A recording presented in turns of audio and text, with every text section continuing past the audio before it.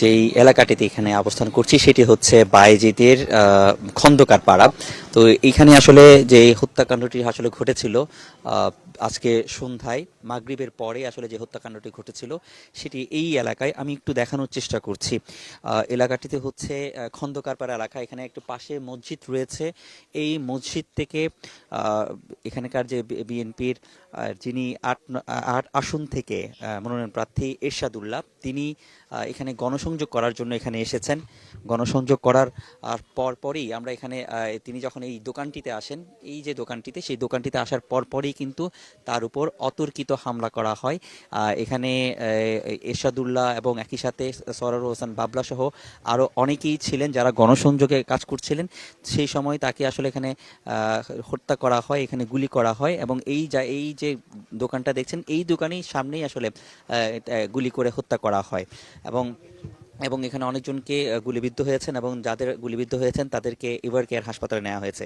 তো এই ঘটনার পর থেকে পুরো এলাকায় একটি থমথমে একটি অবস্থা বিরাজ করছে এবং এলাকাবাসী খুবই আতঙ্কিত। এলাকার যে দোকানপাট সেগুলো সব বন্ধ করা হয়েছে এবং এলাকার মানুষের মধ্যে এক ধরনের ক্ষোভ সৃষ্টি হয়েছে, যেহেতু এই ধরনের ঘটনা এখানে আগে হয়নি। এবং আপনি জানেন যে, আপনি যত দেখবেন যে এখানে সরওয়ার হোসেন বাবলার এই বাসা কিন্তু এখান থেকে খুব বেশি দূর নয়, অল্প খুবই কাছে। সেই বাসার খুব নিকটেই তাকে যেহেতু হত্যা করা হয়েছে, এটি একটি যেহেতু এটি হত্যা করা হয়েছে এবং এ নিয়ে একটি ক্ষোভ আসলে সাধারণ মানুষের মধ্যে। আমরা একটু কথা বলবো যিনি এই দোকানে ছিলেন এবং এখানে ওনার বাবা রয়েছেন। এখানে দোকানে যিনি ছিলেন ওনার বাবা, আমরা একটু সরওয়ার হোসেন বাবলার যে বাবা, উনি এখানে আছেন। আমি ওনার সাথে একটু কথা বলার চেষ্টা করব।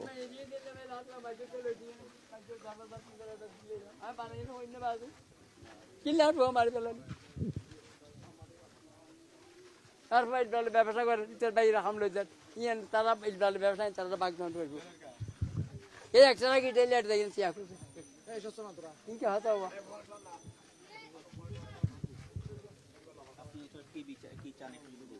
জি আমি চাই বাবা আমার ছেলে গেছে, এটা বড় কথা না। মৃত্যু স্বাভাবিক আর অস্বাভাবিক দুই প্রকার আছেন। স্বাভাবিক মৃত্যু হলে অনেক বোঝাইতাম যে আল্লাহর হুকুম হয়েছে, এটা আল্লাহর হুকুমে না, এটা হইলো শত্রু জমি জাহিলাতি। বঙ্গবন্ধুর মাইয়া খোঁজা বড় প্রধানমন্ত্রী ছিল না, 41 বছরের জরিপ করে নেই, কোনটা মারি দিয়েছে। 45 মিনিট ব্যবধান পালাই যেতে বাধ্য হইল। কোথায় গেলে পালাইছে? ভারতে গিয়ে ভারতে মন্দিরে ঢুকে দাও। এখন আছে বাংলাদেশে। আমার ছেলে যে স্বাভাবিক মৃত্যু হইলো, তুমি কালা রাতে করে মানুষ বুঝাইতেন অস্বাভাবিক মৃত্যু। একজন মানুষ নির্বাচন করছে এলাকার, এরশাদুল্লাহ সাহেব, উনি আসার কথা ছিল 4টার সময়।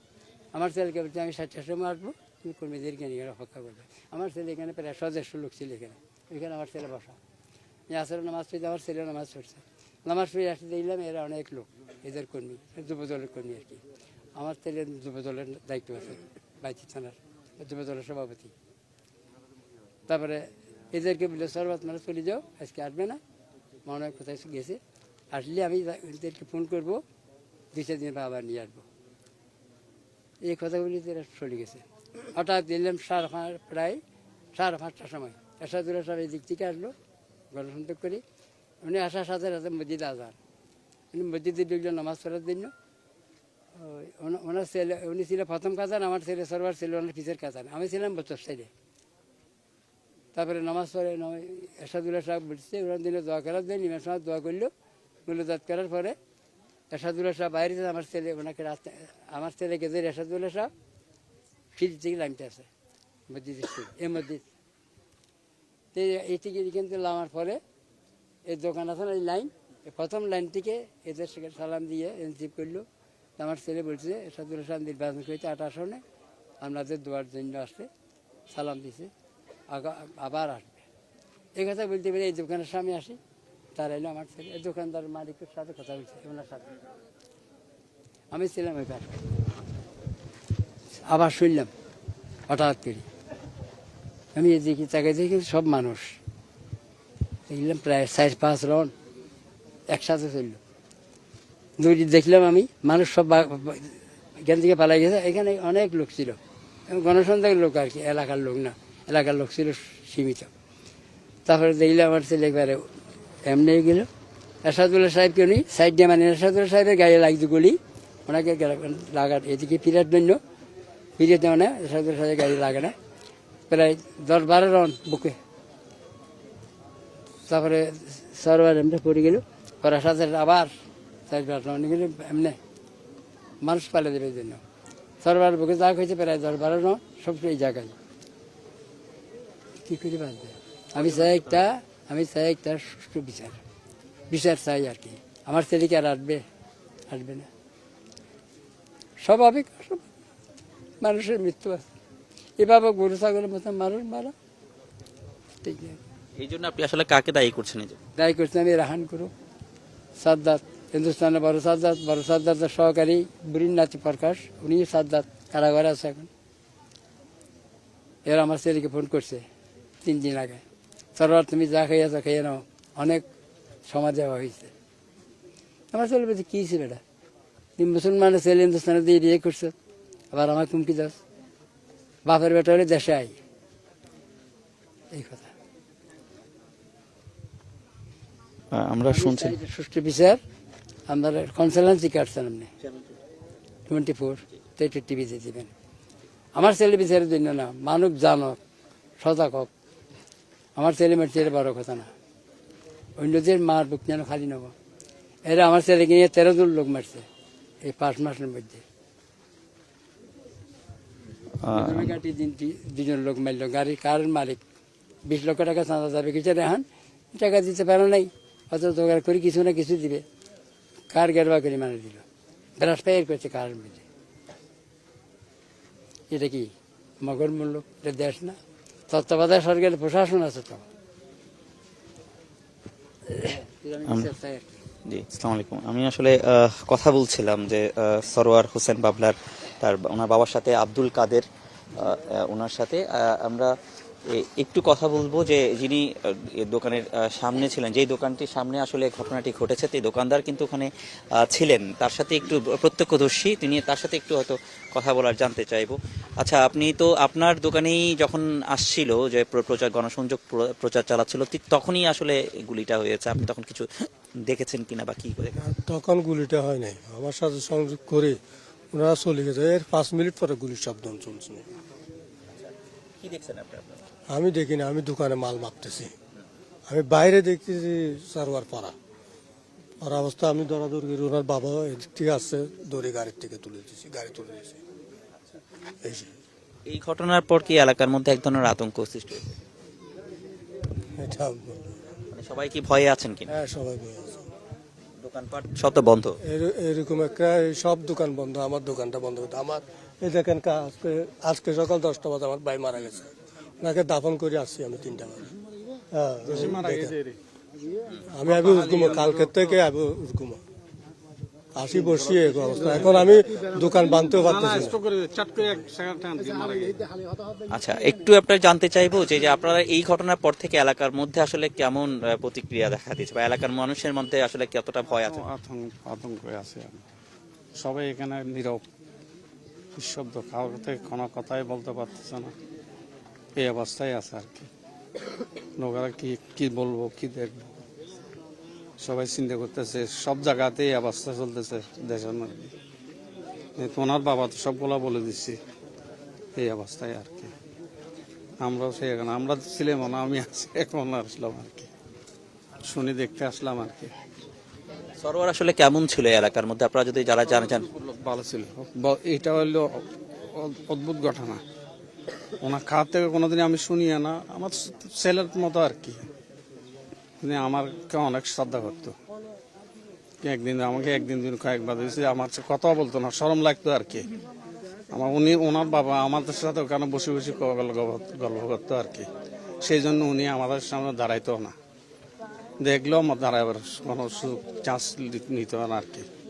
সে অনেক টাইমও আমি দেখি না সেরকম, উনি আমার থেকে দূরে দূরে থাকতো, কারণ আমার সাথে এইরকম ভদ্র ছিল আর কি।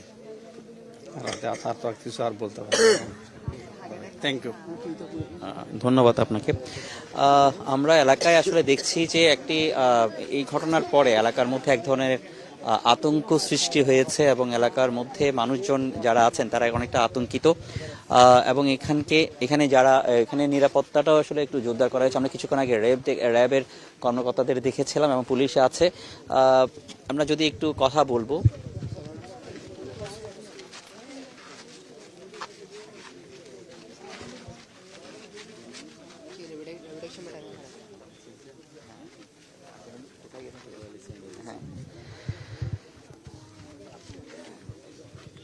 আমরা একটু দেখার চেষ্টা করছি, আপনারা দেখায় যে দোকানটির সামনে আসলে তাকে হত্যা করা হয়েছে সেখানে একটি বড় সরোয়ার বাবলার একটি বড় কিন্তু ব্যানার রয়েছে, যেখানে ব্যানারে আসলে সেখানে তিনি আসলাম চৌধুরীর যে সমর্থনে বা আসলাম চৌধুরীর সমর্থক হিসাবে তিনি আসলে এই ব্যানারটি লাগিয়েছিলেন এবং বিএনপির রাজনীতির সাথে তিনি আসলে এখানে যুক্ত ছিলেন এবং যে কারণে তিনি আসলে যে গণসংযোগ চট্টগ্রাম ৮ আসনের বিএনপি প্রার্থী এরশাদুল্লাহ, উনার যে গণসংযোগ সেখানেও কিন্তু তিনি আসলে এখানে ছিলেন। আর এখানে স্থানীয়রা যেটি মনে করছেন যে তাকে টার্গেট করেই কিলিং করা হয়েছে, কারণ এর আগেও তাকে কয়েকবার হত্যা করার জন্য চেষ্টা করা হয়েছে। বেশ কয়েকবার তাকে, যেমন বাকুলি অ্যাক্সেস রোডেও কিন্তু তাকে সেখানে হত্যা করার জন্য চেষ্টা করা হয়েছিল। সেখানে গাড়িতে 5 জন ছিলেন, তখন সেখানে 2 জন মারা গেছেন, যখন সরোয়ার গুলিবিদ্ধ হয়েছিলেন। তো সেই সময়ও তিনি সৌভাগ্যক্রমে আসলে বেঁচে গিয়েছিলেন। এরপরেও আসলে নানা সময় তাকে চেষ্টা করা হয়েছিল হত্যা করার জন্য, বারবারই তাকে হত্যা করার জন্য চেষ্টা করা হয়েছে। এইটিকে অনেকটাই এলাকার বাসী যারা বলছেন তারা মনে করছেন যে এটি টার্গেট করে তাকে আসলে খুন করা হয়েছে। যদিও এই ঘটনার সাথে যেহেতু এখানে বিএনপির যিনি এই আসনের থেকে নির্বাচন করবেন এরশাদুল্লাহ, তিনিও গুলিবিদ্ধ হয়েছেন, তো সেটি আসলে সকলের মধ্যে এক ধরনের আতঙ্ক সৃষ্টি হয়েছে, যেহেতু একটি নির্বাচনী একটি পরিবেশ সৃষ্টি হয়েছে। আগামী ফেব্রুয়ারিতে নির্বাচন হবে, সে কিছুদিন আগে বিএনপির প্রায় 10 জন প্রার্থী 10টি আসনের প্রার্থী ঘোষণা করা হয়েছে। সব মিলে এক ধরনের উৎসব আমেজের যে ছিল যে বিএনপির মধ্যে, তো এটি একটি বড় ধরনের ধাক্কা লেগেছে। তো এই কারণে আসলে মানুষের মধ্যে এক ধরনের উৎসাহ ছিল, কিন্তু আজকের এই ঘটনায় আমরা দেখছি যে এখানে সরোয়ার হত্যা এবং যে গণসংযোগ যে প্রচার করা হচ্ছিল সেখানে যে গুলি করা হয়েছে এবং সেখানে গুলিবিদ্ধ হয়েছেন নির্বাচনের যে 8 নং আসনের যে প্রার্থী এরশাদুল্লাহ। তো সব মিলিয়ে এখানে এক ধরনের ভীতিকর একটা পরিবেশ সৃষ্টি হয়েছে।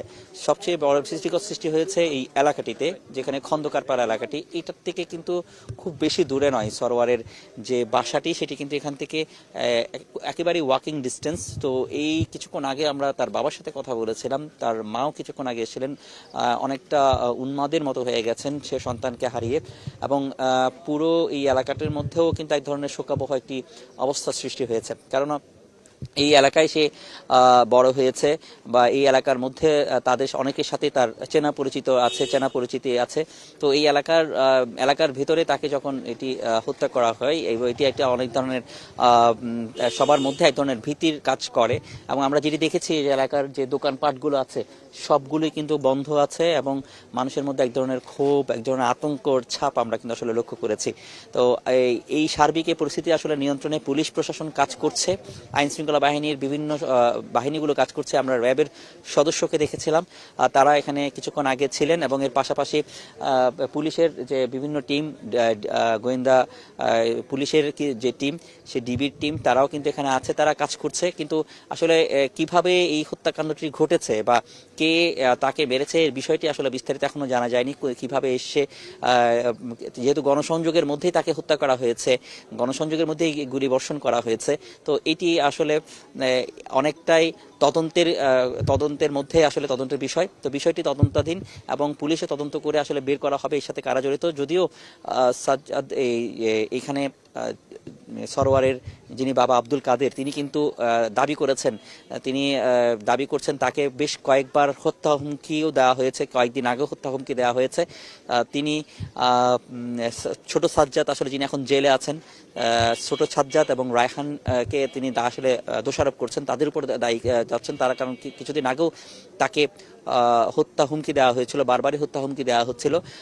সেই হত্যা হুমকির কারণে তিনি আসলে জিনিসটি আসলে জানিয়েছেন যে তার ছেলেকে এখানে যারা খুন করতে পারে বা তার ছেলেকে মেরেছে সেটা হচ্ছে ছোট সাজ্জাদ এবং তার ছোট সাজ্জাদ যে বাহিনী বা রায়হান এবং তার সাথে যে বড় সাজ্জাদের কথাও কিন্তু এখানে বলা হচ্ছে। তো সব মিলিয়ে সেই বিষয়টি কারা আসলে এর সাথে জড়িত সেটি আসলে হয়তো পুলিশ প্রশাসন খতিয়ে বের করবে। তো এই এখনকার যে অবস্থা এখানে এক ধরনের আতঙ্কিত একটা অবস্থা, ভয়ার্থ একটা অবস্থা এখানে বিরাজ করছে মানুষের মধ্যে, যে এই ঘটনা এটা অনাকাঙ্ক্ষিত ঘটনা, এটা আসলে কেউ এরকম এই ধরনের ঘটনা হোক সেটাকে আসলে কেউ চায় না। তো এই ছিল এখানকার সবশেষ অবস্থা।